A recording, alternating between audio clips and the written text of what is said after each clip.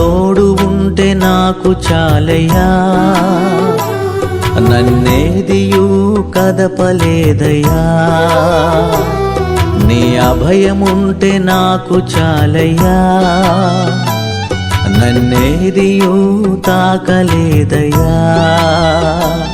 నీ తోడు ఉంటే నాకు చాలయ్యా,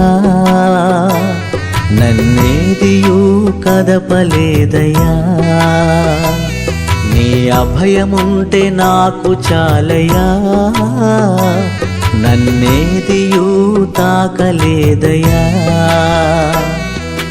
ఎన్ని శోధనలు నన్ను చుట్టినా, ఎన్ని శోధనలు నన్ను చుట్టినా, నేనెన్నడూ ఓడిపోనయ్యా, నేనెన్నడూ ఓడిపోనయ్యా. నీ తోడు ఉంటే నాకు చాలయ్యా, నన్నేదియూ కదపలేదయ్యా. నీ అభయముంటే నాకు చాలయ్యా, నన్నేదియూ తాకలేదయ్యా.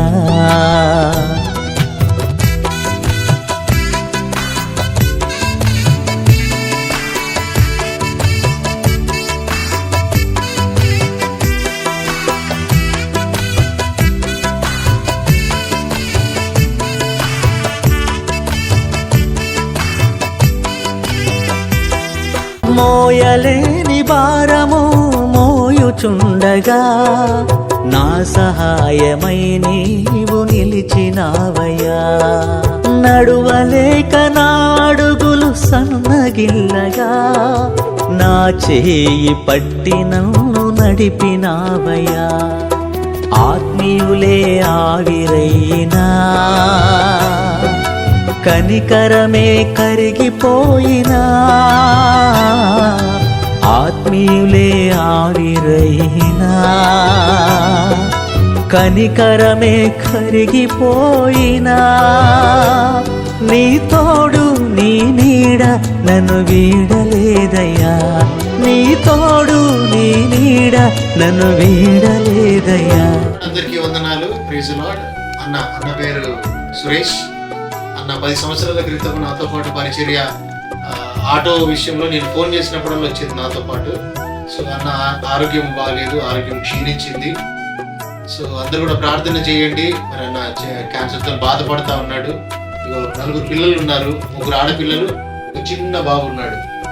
సో మెడిసిన్ విషయమై, కుటుంబ పోషణ విషయమై, మరి కిరాయిల విషయమై, అన్ని విషయాల్లో కూడా ఆర్థికంగా వీళ్ళు చాలా ఇబ్బంది పడుతూ ఉన్నారు. కనుక అందరూ ప్రార్థనలో జ్ఞాపకం చేసుకోండి.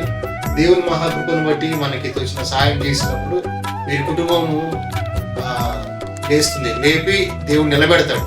కనుక మన వంతు ప్రార్థనలతో పాటు సహకారాన్ని అందించే ప్రయత్నం చేద్దాము.